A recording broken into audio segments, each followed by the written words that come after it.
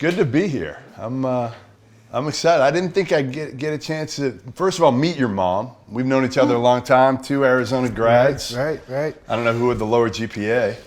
You did. I probably did. You know what? We don't want to tell my daughter that. We want her to keep her grades up. But it was hard. Listen, it was hard to be focused in Tucson, Arizona when you come from a cold weather climate, right? Oh, it was. So how was it, when he went to Arizona and everything like that? I know the adjustment wasn't all that easy, right? Right. He was excited Yeah. about going. And I remember Christmas or Thanksgiving, I think it was Thanksgiving, he actually called me crying. Because he said, I don't like it here. Because see, what happens is athletes stay on the campus. You know what it was? I'm sorry. It was Labor Day weekend. It was my birthday. Oh. It was my birthday and everybody left. Everybody leaves and athletes stay on the campus, and he didn't grasp that at first because he thought he's supposed to leave also. So he was ready to come home. Was he? Yeah. And then you weren't going to make it to your first game? Man, it was rough. He was ready. Were you going to transfer back to Portland? Yes. Was University it? Seriously? Of Oregon. University of Oregon. Wow. Nah. Well, that's what you. I was just talking. I was You're a kid. I didn't know, but I definitely. I was homesick though. What was it like back then? I mean, listen.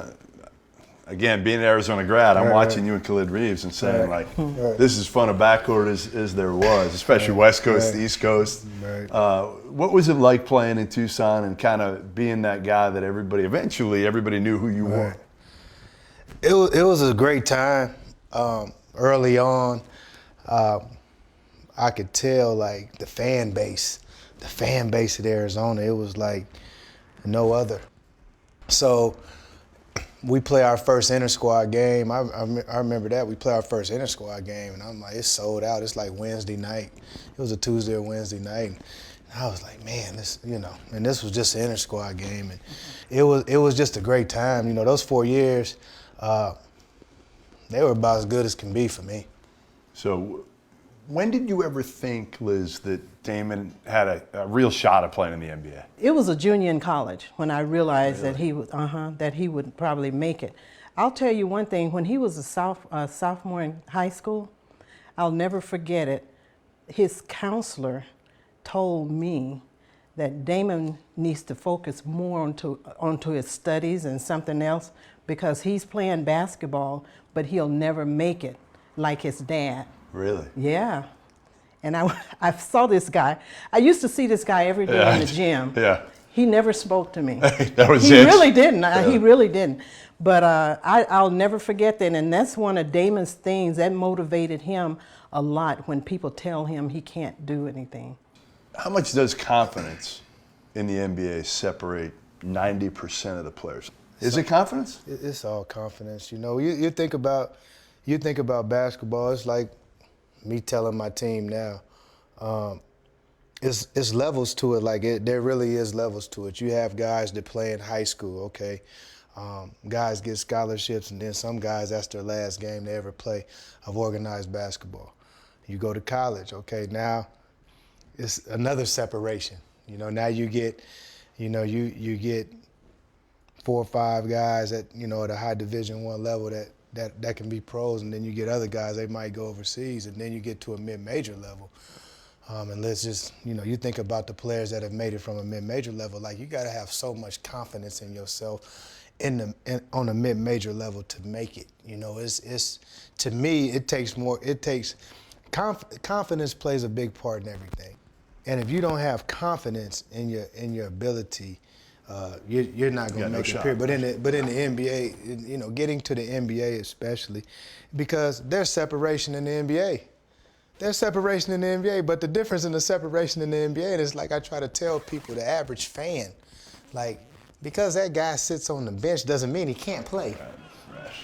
So what's it like now, Pacific? You're trying to get this thing going. Right. It's not easy. I mean, the league's got a couple teams that are pretty good. One program called Gonzaga that, I don't know how anybody beats them. Yeah. St. Mary's has done a good job over the years. Yeah. They're young this year. Right. Like you go into this league at Pacific, And a lot of people saying like, hey, all you want to do is finish. If you can finish third. Yeah. I look at it as, you know, from the standpoint of from a player perspective first. We're finally getting we're getting players now that we shouldn't get. Like, to me, that's a sign of that we're going in the right direction. Sure. When you get players that you're not supposed to get, that means, number one, we're outworking people. You know, that's one of the biggest things. Number one, we're outworking people on the trail. You know, because, you know, we don't have you know, some of the things that some of the other schools have. Within our conference, we got nice facilities. Within Sure, our but conference, you don't have at the top, Gonzaga, yes, you don't right, have BYU. Right. You know, and what we're doing now is identifying and jumping on people before everybody's able to identify it, and that's been our calling card. And you have to fly underneath the radar. You can't tell people anything. You know, the moment you tell somebody something, somebody else gonna go and try to get, and that's how it is. And we got to make sure the kid is a great kid off the floor. What's his family dynamic? Which is harder and harder to do these days, Damon, because not like when you were recruited, you had to actually talk to this stuff. No question. Nowadays, it's all done this way. A lot of it, right? Yeah. So it's harder to get to know the character of a kid when you're doing so much of it through texting and social media, isn't it? Well, this is what I say. I honestly believe this. In recruiting, if you're talking basketball with a kid after your second conversation with him, you're probably not going to get him because he having that general conversation with everybody. So if you don't have it at times, you with a kid, will you just be like, I'm out? Yeah, I will. Because you know. Because somebody got it. Right, of It's course. Another dude that got it. Yeah, no doubt. If the kid is, like I say, if he's keeping it on the surface, there's a reason. There's a reason. Somebody already got to him. That's interesting. I never thought about that. Somebody got to him. Somebody got to him, and you know, you just got to step back, and you got to, you know, hey, I'm not getting this kid, and it's fine. What has your mom meant to you through, again, when you were growing up as a single mom, what she did for you? What does that mean to you now? Oh, it means a lot. You know, I tell you, as you get older, you start to reminisce a lot. You reminisce about the different things, and you know, she just, you know, she was a pillar for me in terms of strength. You know, we loved differently. You know, when I say that, like, I knew she loved me always. We didn't throw a lot of I love yous around the house, but we were mother and son. Then we were like sister and brother. And you know what I appreciated?